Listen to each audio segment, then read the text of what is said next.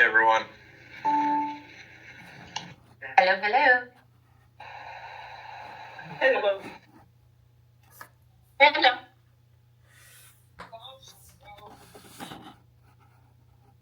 We're going to wait another minute for folks to join and then we'll get started.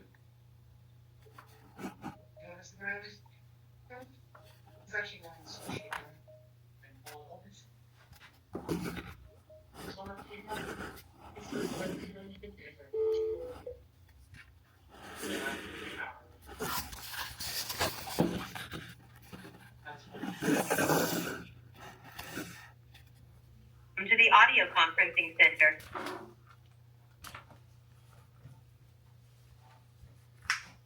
If you're meeting organizer, press star now.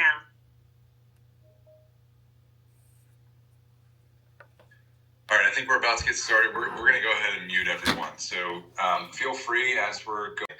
We've developed additional features like our preview mode that Ed will talk about.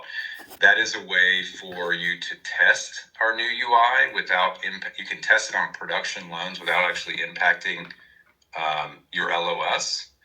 It also provides a way for a user to work a file in Cndr before committing those changes or those conditions into Encompass, into the LOS.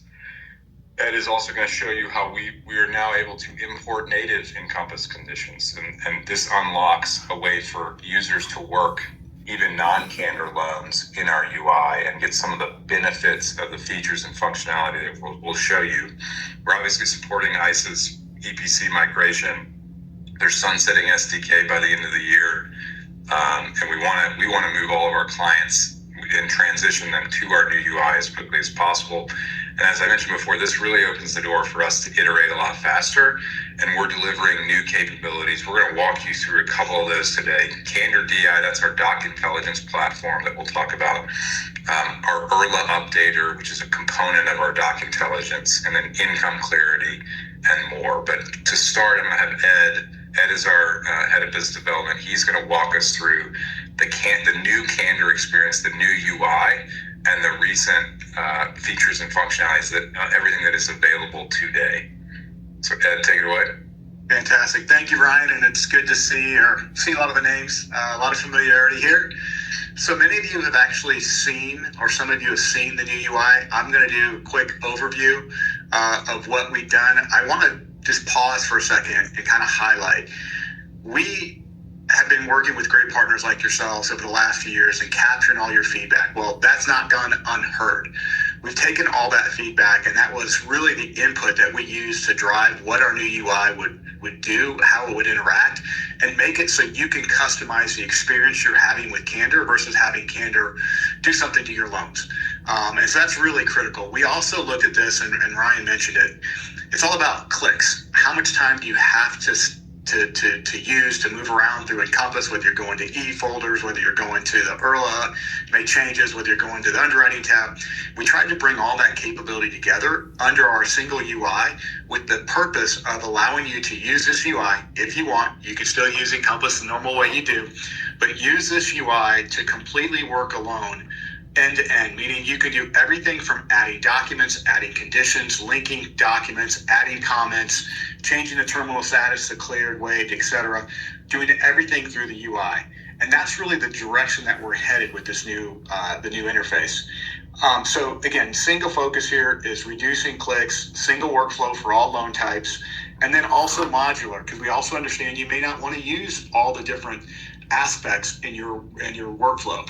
So let me just quickly highlight what you see on the screen. This replaces the old Cndr e-form, and this is our new UI.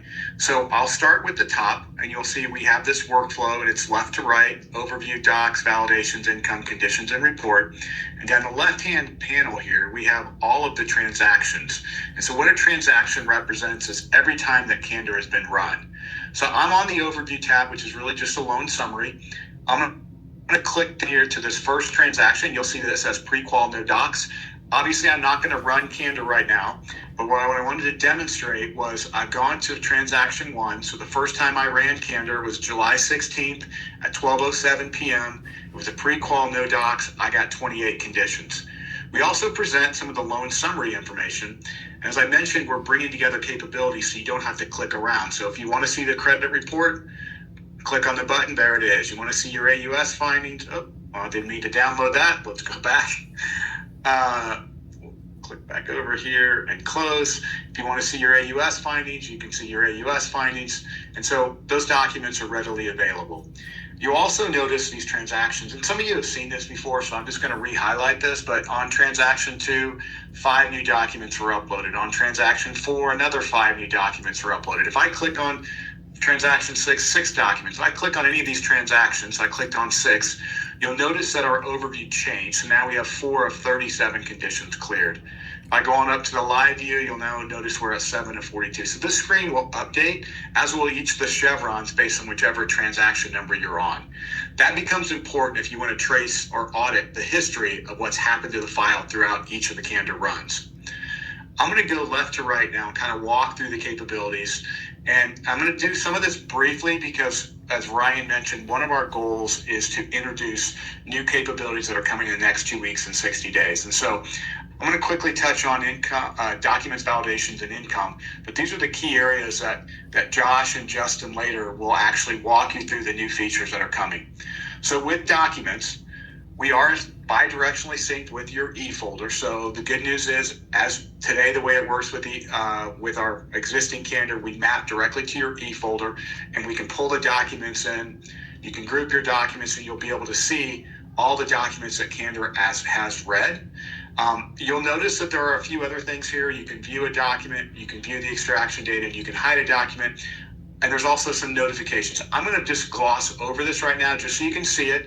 We're going to come back to this as soon as I wrap up, and Josh is going to walk us through what's changing with what we're calling Cndr DI, which fits squarely within this documents and validation tab. So we're introducing there's capabilities that are actually live today that are already active under this under our Cndr DI solution. But Josh will cover that.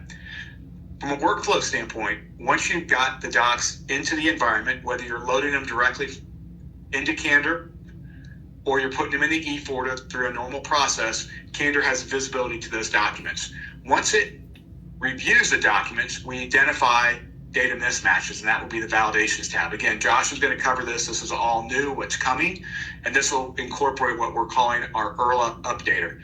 So you'll have your document indexing, Cndr DI, you'll have your ERLA updater, and then income, which Justin will cover in our new income module. Today, you're very familiar with the standard process of the way income works. We have our Freddy integration. This is what I would call a static experience, and this is really what's changing. This is a big improvement to how income's done. Not only will we have a standalone version of income that's forthcoming, which we'll show you, but this becomes an interactive, engaging model where you can interact and direct how Cndr is going to calculate and warrant the various aspects of income based on your risk profile. And again, Justin will cover that further.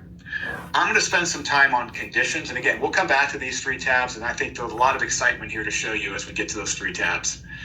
I'm going to switch over to the conditions tab. And first thing I want to highlight here at the top, we'll see we have Cndr conditions 6 of 7. We have lender conditions 1 of 33. Native conditions, internal, external. As you're familiar with Cndr, most of this data was previously represented on your findings PDF. All these notifications have now been brought forward and are present on the UI. In fact, all of the data that you normally saw on the reports or PDFs is now available through the UI. We'll still cover the reports, they're still available, but the data is visible now through the UI. What has changed is what you can do with conditions. So I'm going to start with the first thing. You'll notice the message here that says preview mode. Conditions are not synced to the LOS until manually pushed. What that means is Cndr will run just like it normally would. It'll fire everything you see on the screen like it normally does, but we are not pushing any of this data into your LOS. As Ryan referred to earlier, we actually built this initially to allow lenders to very quickly and easily test this new UI with existing loans. You don't have to create a demo file. You can use an existing loan in your production environment. You can run Cndr, have it create all these conditions, but nothing will get pushed to the LOS until you're ready. So if I look at these conditions, I can go down here and say, you know what? I want to push these 3 conditions that have been cleared by Cndr to my to the Encompass underwriting tab. I push the button up here, so it's push to Encompass. give it just a second. We notate here 3 conditions pushed to Encompass, and those conditions are now synced to Encompass. Very simple. So you can pick and choose as you work the file, and you can always go back, still make edits, you can still change, but you can pick and choose what conditions get pushed to Encompass. As they get pushed to Encompass, you'll notice a little checkbox here will turn gray. More importantly, though, we've now enabled the ability for you to work a condition inside of Cndr. So I have a lender declared condition, stability of income. I can open this up. I can add a document. So just like I want to choose before, I can go to my machine, pick any document, and actually, I won't do that now, but add it. It's going to drop it to the E folder. I can also link existing documents. So now that you have all your docs in the E folder, because we've gone through the documents, I can go through and say, oh, for stability of income, I want to use my my VOE, and I want to use my most recent pay stub. So we'll just find Amy's pay stub. I'll link those 2 documents. You'll notate here they have been linked. I can mouse over and actually see the documents. I also have the ability to add comments. And so I can say, reviewed, approved, whatever comment I want to make, and I can hit submit. All of the document linking as well as the comments are bidirectionally synced with Encompass. And so these, depending on how you have your environment set up, if you're using preview mode, they won't sync with Encompass until you tell it to. But if you have our standard integration, this will dynamically sync with Encompass. And so you will have the linked documents and the comments inside of Encompass. Now, based on permissions, you also have the ability to unlink the document. So you can have individuals that can add documents and only certain individuals that can remove the documents. Same applies to your comments. You can have individuals that can add comments, edit comments, and or delete comments. It's all configurable to a persona, a role, or to a specific person. Last but not least, I have the ability to change the terminal status. Now, if you have other terminal statuses in your environment, those will be synced and present. In this case, I just want to fulfill it. I can mark it as fulfilled. So this now, if I did have my syncing with Encompass turned on, that condition that I've marked here, it shows that a status has been overridden. It shows we have a comment. There would be a little paperclip if I had kept those documents attached, but this condition's been worked through our UI, documents added, comments added, status changed, all synced with Encompass. So what I do want to do now is talk about one other aspect. And so we have this idea of lender, Cndr, and native. What that means, so Cndr currently fires a lender declared condition and a Cndr declared condition. If you have automation set up on your side, if you have conditions that will automatically fire, let's take like a USDA loan. Cndr does not consider a USDA loan eligible, but I can open up a USDA loan inside of Cndr. What would happen is, if you notice here, it says native. I just went in and manually, actually in Encompass, I manually created a condition. Obviously, it's very generic, but I manually created a condition, and it shows up. It shows that it's already been pushed to, in other words, it's coming from Encompass. But I can open up that same condition. I can still link a document just like I would anything else. I can still add comments, and I can still change the status. And so that what that opens up is that you can use the single UI for all loan types, not just Cndr eligible. You can use it for USDA, you can use it for full VA, although that's coming shortly. If you have non-QM loans that you want to run through our document, Cndr DI and validation URL updater, and then work the conditions through Cndr, you have that ability with the new UI. It's not just limited to Cndr eligible files. All right, last but not least, I'm just going to quickly show you the reports. Cndr still creates the various PDFs. What we've done, though, is enhanced a couple things on how they are pushed back into Encompass. We have the ability now to archive, so anything that's not tied to the last run will be archived. We even can move it to a separate folder if you want. But from an organizational standpoint, if you're in the UI and you want to see the reports associated with run number 1, I can go open up my borrower needs list. You'll see we have 11 conditions that are still open for the borrower. I go to run number 8, open up that same document, you'll see that we have 6 of 13 completed. So the reports are associated with each of the transactions, but the last set of reports are all active. The other ones can be moved to to archive and to a separate folder. A couple things just to highlight here. We do have a new report. It's called the Freddie response. That's tied to our integration with Freddie. So every time it's automatically turned on, anytime you upload a document, and you have Freddie selected in the file, we will pass the results and see if you have rep and warrant, and to get the results from the Freddie integration. Again, Fannie's forthcoming shortly, and we'll have another report for Fannie if it was in the file as well. That's a quick overview. I'm going to actually hand it back to Ryan so we can continue through the workflow, where we can actually highlight a lot of the new features that are be out shortly.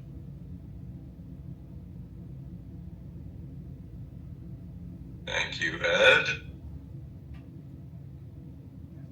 All right, so now we're going to talk about Cndr Doc Intelligence. So this is something that we've been aware of for quite some time, but we didn't have a good way of delivering a solution until we had the UI. And again, the UI unlocks a lot of additional capabilities. So our internal analyses show that about 42% of the conditions in a file relate to just data mismatches. It's data mismatches between borrower docs and between the application. And right now, Legacy Cndr will fire conditions for those data mismatches. We're now going to give you an intuitive, easy, summarized way to validate that data and avoid it ending up in the condition set. In addition to the validations, we've got auto indexing capabilities, and Josh is going to show you that next. We're introducing self-service data correction. So if you see in a pay stub that we've extracted a data field incorrectly or a borrower name incorrectly, employer name, you can self-correct rather than having to open a ticket with our CSMs. Data APIs, we're going to expose the extracted data from all of the Cndr docs that we read. We're going to expose that back to our lenders, and you guys can use that as you see fit. And I already mentioned the validation. In addition to just the validation of data against borrower docs in 1003, we're also going to recommend updates and then auto update the ERLA based on the user action. And I'm going to talk about that next and then hand it over to Josh. So this is our ERLA updater functionality. Again, we're solving for those validations. It's an easy way for you to auto update the ERLA. You stay in control as the user. You're still going to confirm the recommended changes, and we write that back to the ERLA with an audit trail for the file, so you know which user made the change when, all time stamped, and then we will flag for another AUS run when appropriate. So to start, we're just going to suggest that you rerun AUS every time there's an ERLA update, but we will be soon building additional logic that says, hey, you made a material change, you changed, income changed, you need to go rerun AUS.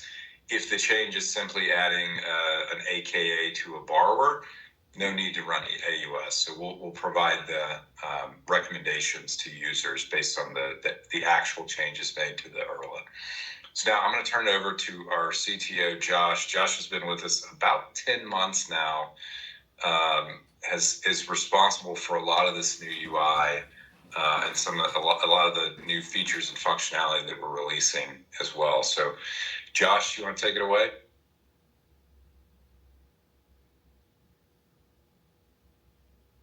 Yeah, certainly. Can you guys hear me right now? Can you guys see my screen? Yeah, we got you. Yes, we can. Cool. All right. As Ryan said, hey guys, I'm Josh. I'm CTO here. Been with Cndr for 10 months, CTO for about 5. Still green behind the ears with respect to mortgage, but I've learned a lot. And I'm really excited to share some of these platform updates, as well as I'm really happy that I've had the privilege to build some of these things. So as Ed was demonstrating, we have our transaction view on the left here. I'm going to piggyback on his loan and just walk you through what documents look like from transaction 1 to 5 here, or 4, and then we'll go up into the live view and talk about validations. So the initial transaction, as Ed had shown, was a pre-qual, no docs. We have our initial condition set. On the documents panel, we see we've got the ERLA, the AUS run, and the credit report. So the next thing that I'm going to do as an LO or processor or anyone working the loan is going to be starting to upload those borrower docs. So traversing through the transaction history, number 2 here, I see that I've uploaded W-2s and pay stubs, and we're in an extracting status. There are a number of other toggles here that allow you for filtration. They don't really apply yet because we don't yet have any knowledge about these documents in terms of their classification, what data is in them, but you do at least have the ability to view the document inline, so you can always click that. action. And like Ed showed with the other documents, you can either open it in the browser or download it. So that is basic passive functionality that you have. As we go up to transaction 3, and this is an auto-triggered transaction that occurs after extraction results are fully complete, we do see these documents receiving the correct classifications across the document types. We post them here. The status has changed to extracted. But more importantly, you see this extra icon here. It says view extraction data. So net new functionality for Cndr, and what we heard was feedback is black box experience. How is Cndr making its decisions? What data is Cndr considering? All of that information is now readily available, visible, and upfront in the UI. So on the left-hand side, you're going to see the source output document that we've classified and extracted, all the information on it. And then on the right-hand side, you're going to see every single data point that Cndr leverages to perform automated underwriting or fire lender conditions that are applicable to the loan. In this case, though, you additionally can observe the document or observe the data point. So the period start date I've just highlighted. Notice it geolocates to the input document directly. So that allows easy navigation for whoever's looking at the loan to discover not only what document, but what piece of data and where in the document. So less time to hunt and trace information. And that's what we find a lot of people are burning time on. Where did this data occur? How did it occur? What document did it occur? This is all in a consolidated view that gives you that information. And I'm going to just demo kind of going through a couple of these different fields, showing you how, hey, I'm on the employer address, the geolocation has changed, last name, check date, start date, employer, so on and so forth. So that is extraction and classification in a nutshell. Now, where document intelligence comes in is adding that indexing layer on top. So this is, again, net new functionality. And indexing can be described as essentially taking output documents, renaming them so that they are appropriately named according to the extraction outputs. So think, I have a pay stub, I've uploaded it to a borrower. I want that file name to say the borrower name, what the type of document it is, and what maybe the pay stub end date is. That's all relevant information. It's just going to make my life a lot easier going forward through the loan. And that's what we're trying to do. So transaction 4, I've actually enabled document indexing for this tenant. What you're going to see is our initial drop zone here, EPC testing, where we put the input source files. We've configured so that W-2s and pay stubs are mapped to a particular folder and named in a particular way. So transaction 4, I've uploaded 5 new docs. I'm going to group by folder to make this a little easier to understand. We see our target input folder is EPC testing.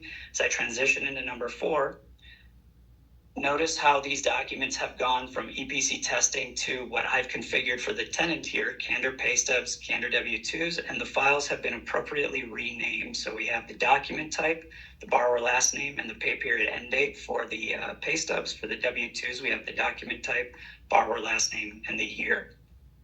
So what's important to note is that I've configured this mid-flow on an administrative capability. If you have this configured, this will automatically happen. You wouldn't see a transaction where you're looking only at the input source folder and then the next transaction suddenly changes the folder on you. At the time of the transaction, it would actually write to the folder. And more importantly than that, each of these folders that I'm showing in demo, these are fully configurable. So whatever folder names that you guys want, whichever document types that you want to group into that folder, here I've delineated folders according to document type for simplicity, but you could easily say borrower assets, co-borrower assets, and then start mapping all asset document types into that folder. And the naming convention according to the each of these PDFs is also fully configurable. So insofar as Cndr has access to the extraction variable and we say that it can be used for a naming convention, you can choose the convention that you'd like. Ultimately, what this does is allow processors, LOs, borrowers themselves, whoever's working this file and uploading docs, if the docs are named poorly, they will be renamed and mapped to the appropriate folders for ease of use and understanding.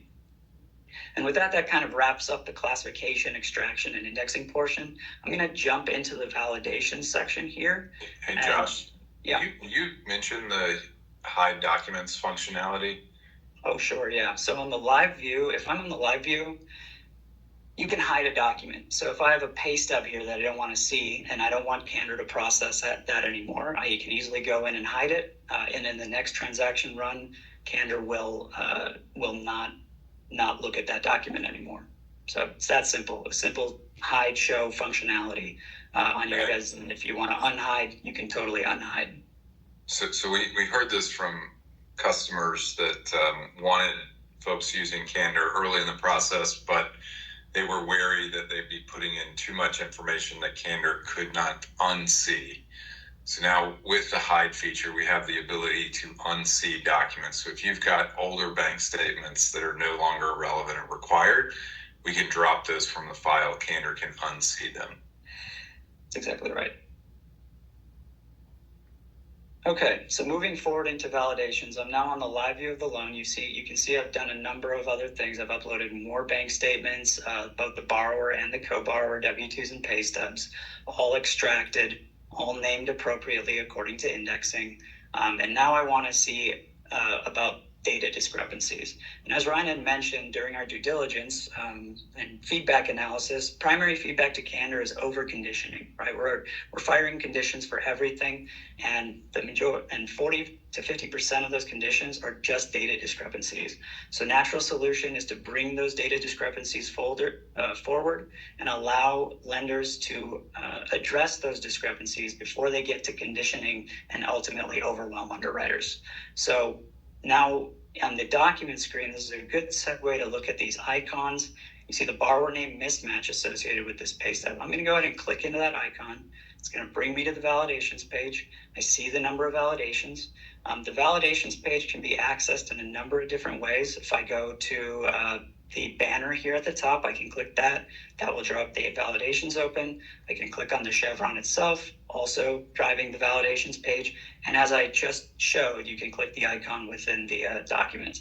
So we are bringing data validation front and center for you guys to see. So this first validation, I'm going to just drill in here. I see it's a borrower information, borrower name mismatch, and we are trying to match Amy Canadian to Amy America. Now you can see here we have about an 83% match to Amy America. That's with our AI-driven confidence, and that confidence is a threshold that is configurable. So in this case, I have the threshold set very high before I allow auto acceptance. I have it at 99 to 100%. If it's below that threshold, it requires a manual intervention to approve the document. So there's 3 resolution actions that I can now take. The first action is the same action that we've always done with Cndr, which is defer to conditioning. I don't know about Amy Canadian. I don't know who she is. It could be a name for Amy America, but let's go ahead and just be safe and condition. So I skipped the validation for conditioning, and what you're going to notice is we have an audit trail. So this has been resolved by me, skipped for conditioning, and in the next transaction through Cndr, you would see that condition being fired if applicable.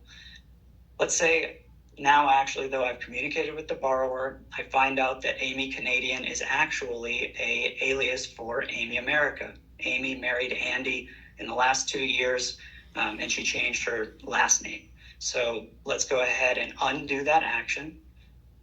So the task is undone, and now I can accept the alias for Amy America. So I'm going to accept the alias. What this does is it will flag it in Cndr's system so that anytime Cndr sees Amy Canadian on any document going forward, it's going to automatically resolve that as an alias for Amy America. In addition, and this corresponds with the IRLA updater mentality, we're going to go ahead and update the AKA on the IRLA to reflect that information. So now I've gotten I've accepted the alias, but it gets to underwriting. Underwriter says, I don't buy that. I'm not seeing that information. They want to go in and actually audit the doc. So they click undo. They want to actually correct the document. And we're going to go into the E folder here, the document itself. This is the same view in the documents panel, but with the addition that I see the client last name is actually Amy America. So if I hover over client last name, what you're going to see is the audit trail.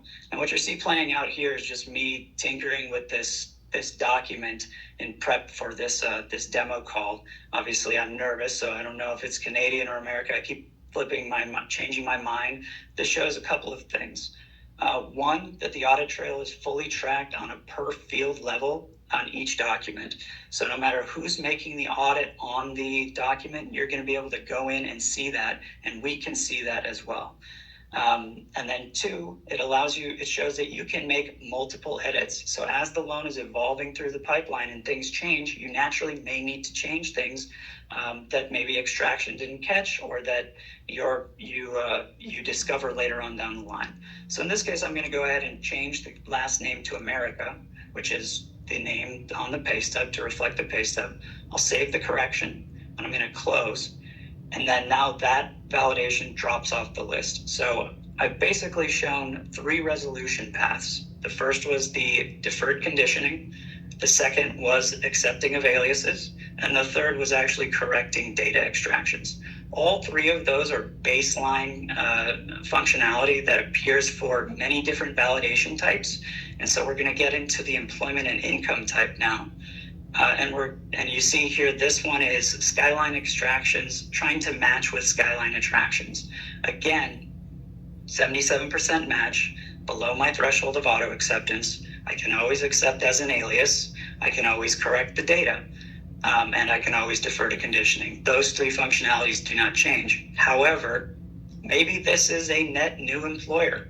In previous versions of Cndr, you'd have to go out of the Cndr form into the Encompass experience, look at your Form 1 on the forms list in the desktop, track the employers, right, and then go see which one is there. And then that's a big time suck in terms of, what am I looking at? How am I navigating this? In this case, you can actually just click Add. We show the document on the left-hand side. We allow you to choose the borrower. You fill the form. You add it to the employer, to the IRLA, and we will take note of the audit on our side, as well as update the LOS in the Encompass experience. So you would see that reflected within the LOS. Obviously, this is gated behind preview, so conditioning and all of that Ed showed still applies here if you wanted to preview those changes. In addition, let's say I wanted more context on the IRLA, right? I'm looking at this, sure, but I really prefer to look at the wider, broader context. I could go back into the LOS and go through each of these individual forms, but we've actually made it so that you can view the application details within our experience. That's sections 1A, 1B, etc. All the sections that we know appear on a IRLA PDF. We've sourced those IRLA PDFs as well as the desktop experience in Encompass to ensure that your ops folks are not lost in the sauce of Cndr, right? They're rooted in their experience. They're rooted in what they know from history and from their own experiences. So they can come in and they know what personal information is. They know what current employment and income is. They know what assets and bank statements are. If there were gifts and grants on the loan, they would see that on these sections, right? All the way down to the declarations. So this is, of course, a read-only view right now where we're surfacing in the information. And this is part 1 for actually the deliverable, which is the IRLA updater, keyword updater, meaning that the majority of these fields are going to be editable. You'll be able to click into one of these fields, any of them, really, make a change, apply that change. Cndr would note the audit and update the LOS accordingly. In addition to that, you can always filter very quickly by borrower or go to all borrowers. So that in a nutshell is really showing you the goal here is to get everything under the umbrella, from documents to validations to conditions. And I'm going to turn it over to Ryan right now, who's going to talk about income, and he and Justin will kind of drive that final piece that I think we all think is necessary to service the loan end to end. Yeah, thanks, Josh. Before we move off of this, I just want to highlight, reiterate what Ed said. The goal here is you can now benefit from some of the new features and functionality of Cndr, like the doc management, like data validation, like self-correction of data fields like the 1003 updater for loans that are not currently Cndr eligible. So those portfolio loans, those jumbo loans, those even non-QM loans where you want that functionality, the doc indexing as well, that exists today, and that's something that you can use for non-Cndr eligible loans. As we continue to work to add to our program list of Cndr eligible loans and expand our decisioning on the conditioning. So I am shortly going to turn it over to Justin. I'm going to talk about income clarity. We're really excited about this. We've worked on this for quite a while. We're about 45 to 60 days away from releasing the first iteration of income clarity. What you will see in a few minutes is that we're going to be delivering multiple calculations per source. So we're going to deliver agency calcs and Cndr warranted calcs. In addition, we will deliver alternative calculations, kind of industry standard alternative calcs. We will be adding VA income to the initial release. So we will have conventional FHA and VA income in the initial release. Justin's going to show you some insights and recommendations. So how does DTI change if you add or subtract income in income clarity? This gives you more visibility and control for an underwriter. Underwriters are going to get the full detail that they want to see and the ability to review and explore alternative calculations. We're also going to deliver an LO view that is a more slimmed down, summarized version of that underwriter view for LO, so that they can qualify borrowers much faster, early in the process, know when they've got the agency rep and warrant relief income, know when they've got qualified income and a warranty through Cndr. So I'm going to turn it over now to Justin Hegg. Justin's our head of product. He's an underwriter by trade of nearly 2 decades. And he is, I know, super excited about income because this has been his baby for quite some time.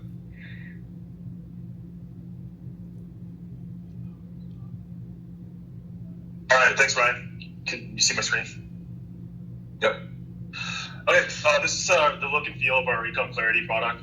As you can see here, we have 2 borrowers, Andy America and Amy America, who Andy's got 2 qualifying income sources and Amy's got 1. So up here to the top, we've already calculated that Andy and Amy have $17,217 a month in qualifying income. And we're actually showing you some potential other income that we could add to the file if we solve a couple cards. Here, we're stating that 3 of the 5 sources that we see in the file have rep and warrant relief or a Cndr warranty. An insight here of open decisions. We have 3 of 3 open decisions that we would like the underwriter to take a peek at, and I will get into that. And then over here is an insight we have into DTI. So currently the DTI is 45.51. We think it could get down to 41.87 if we solve some issues with potential income. And then here's just like another insight, like Cndr thinks that 197 per month will be needed to get to 45%. The next, we have some filters here where you can filter from qualifying income to potential income or both at the same time. And then also per borrower, if that's useful to view it per borrower. Getting into the income, Andy America, we have Freddie AM rep and warrant relief. So we took Andy's pay stub and W-2s and sent those to Freddie and received relief on your behalf. So if you don't want to click into this card, you don't have to, but if you want more information, we can open up the card and we have all the Freddie info, the FM number, the returned income we got for Freddie. And then over here in the qualifying calculation, we default to the Freddie Mac calculation for you. As Ryan talked about, we are going to provide alternate calculations. So if I clicked on alternate calcs, here we'll have the base income that the Cndr will warranty. And we also have some industry standard calculations that the user could select. So for example, if I selected base income, it would change from rep and warrant back to Cndr. We think you're going to want Freddie, so I'll leave it at that. And then once I'm done with that, I can collapse the Walmart position. I also have commission income from Walmart that I got rep and warrant relief on. And those 2 incomes are looking pretty good for Andy. So as you can see up here, we have like a little feature here that we're excited about for the future where we're we're showing that we have Freddie Mac income of 9717. In the near future, we plan on sending this information to both Fannie and Freddie. If we get positive results back, we will present them here, and the user will be able to select which one they want to default to as kind of a baseline to start the income. Open decisions. Our first open decision that I would like to look at is, you can see here, we have Amy America works for the School of Rock. She's a teacher. So we need to review this card. If I open it up, Amy America, we're asking you to confirm the 9-month pay schedule. Okay, so I can confirm the 9-month. Cndr defaults to this anyways. We're asking you to kind of take an action so you understand that it's the teacher pay. So I can confirm that. If I confirm that, you can see this went from a review to Cndr warranty, and Amy's income is good.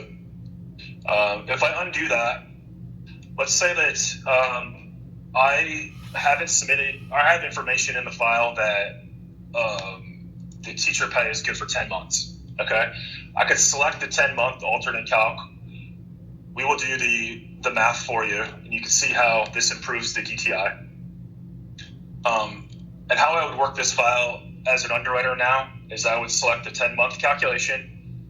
I'll go down and add a note. And then before I add my note, I will attach a document. And here I have the HR pay calendar for School of Rock that proves that it's a 10-month calculation. I'll open that, write a note, 10-month pay validation uploaded. Now the underwriter's got a method of noting the file, and then as you can see, the School of Rock HR pay calendar is added to this card, and then will be added to the appropriate E folder. So I'll go ahead and undo this one. We'll go back to a 9-month calc, and that is confirmed, and we're at 7,500 for Amy. So if I go back up here, I'm still in the red. I'm still over 45. I need to work the income back below the 45 threshold. So I still have 2 open decisions to go look at. So I'll pop over to potential income. So there's income submitted on the IRLA. There's some sort of issue with it that needs solved. And this is the place where we can go solve it. So here for Andy America, we went down the variable path, and we have a banner here showing that the pay stub had 64 hours and when 80 hours was expected. So we went down the variable path, but we don't have a written DOE. This is probably something very common that you guys experienced today. So here in the card, in the potential income, well, you know what? I have that written DOE. I just haven't submitted it to Cndr yet. I forgot about that. Here, we can select upload new document. I could select the written DOE that I have on my local machine. Open it. We're going to work on extracting for a second here.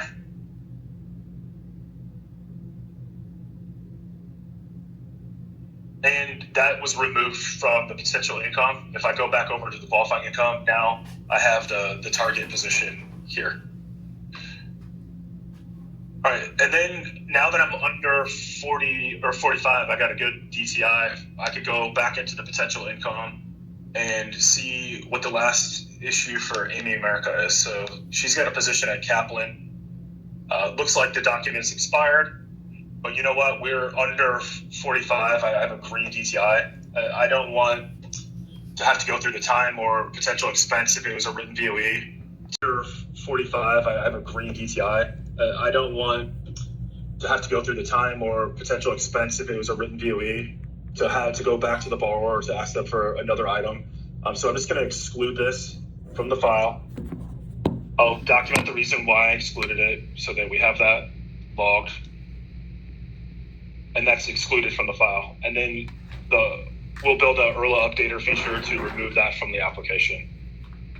Yeah, sorry, Justin, let me jump in. What happens when Justin excludes that from the file is the doc management chevron that Josh showed us. Now that document, that expired pay stub, will be hidden, and the IRLA updater will recommend removing that income source from the IRLA.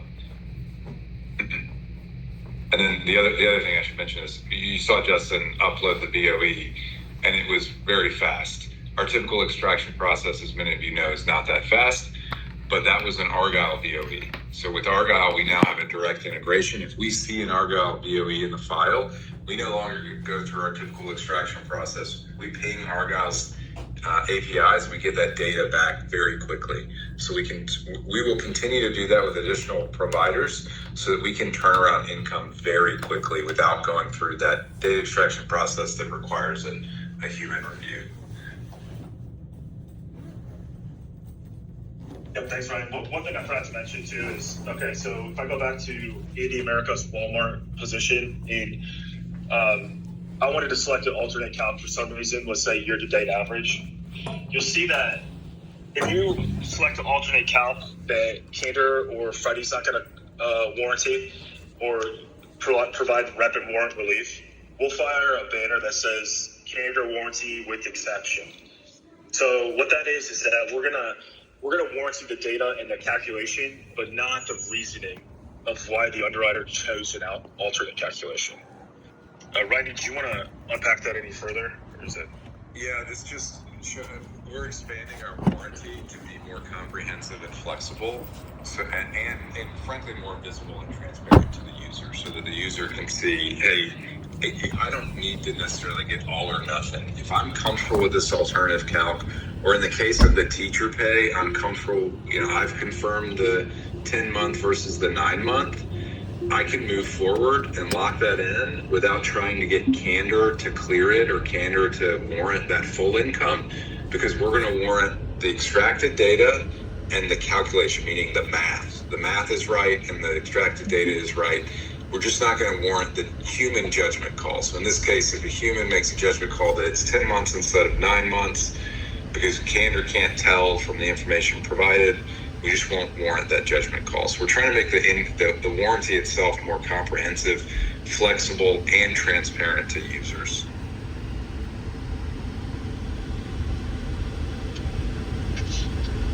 All right, Justin, you want to wrap it up? Maybe share the save and LIB. So you've cleared up the decisions. You've got your DTI in good shape. Yep. Okay, so I'm in good shape. I want to save and file the LIV. So here we're providing some key data points that is needed on the file. We're showing looks like I did something to get that to exception, but here's all the decisions we made with our qualifying income. Potential income, here we're showing how we excluded the file. And then qualifying income detail with the calculations split out so that our calculations are totally transparent and you can see the method that we selected and the actual calculation. And then down here also, in the UI view, we'll have an off trail of, Justin Haig did this, Justin Haig did that. So you can see how the underwriter has worked through the file. We don't feel that we would want that in the actual PDF. So if I scroll down here, so this will be in the UI. I'm good with this. I'll save the file and I'll generate a PDF. The PDF that we will present will not have an audit trail, but we'll be able to either print this PDF or we'll push this right into the E folder for you. So this would be kind of like the new LIV page. It's something that you have built up and you are ensuring is correct. And then this also will show exactly how we calculated the exact calculation and the method that we chose to do it. Yeah, thank you, Justin. We're gonna bump up on time here, so I'm gonna go quickly through the rest of this. There's even more that we haven't showed you.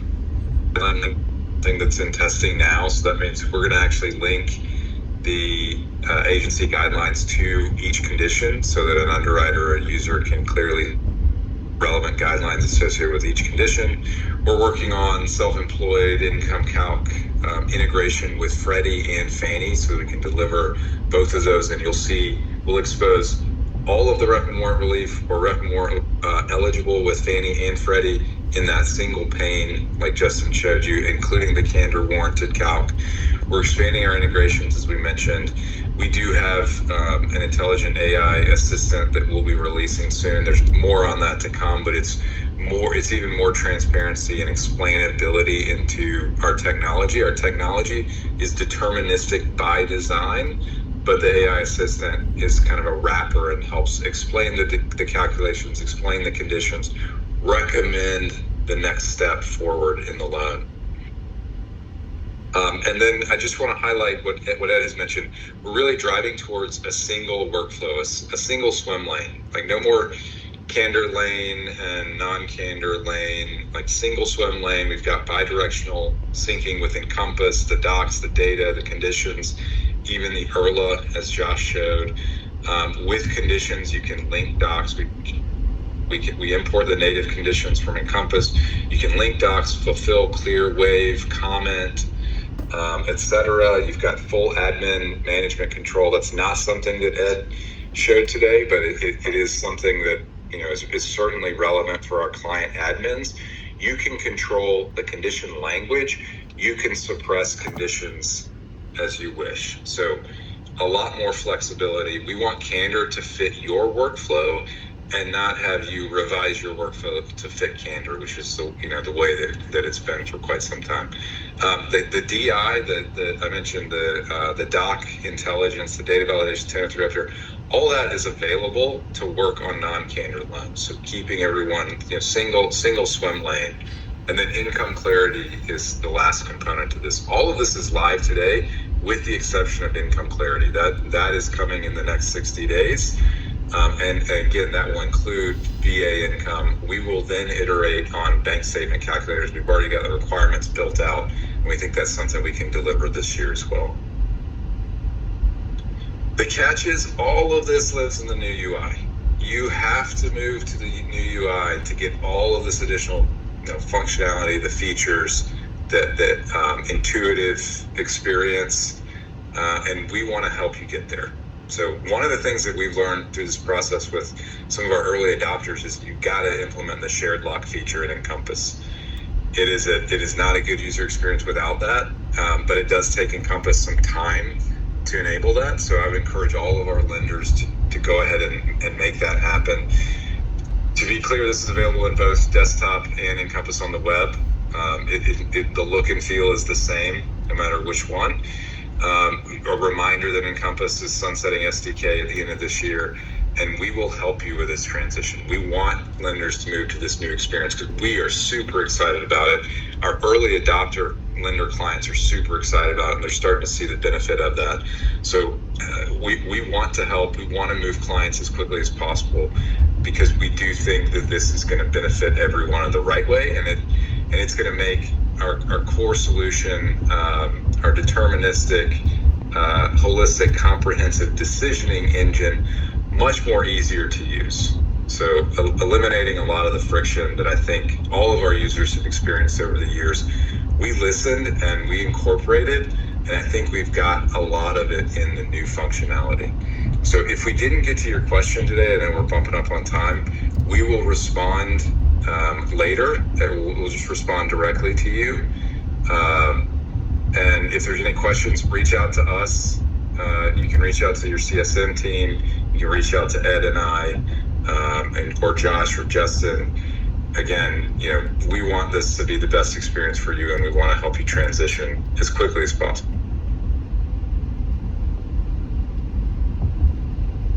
So we had saved for questions. At least we thought we did in our run through, but we're a little too chatty. So apologize for that. But again, if you do have questions, please feel free to reach out to us, and let's do this together. All right, thank you, everyone. Thanks all.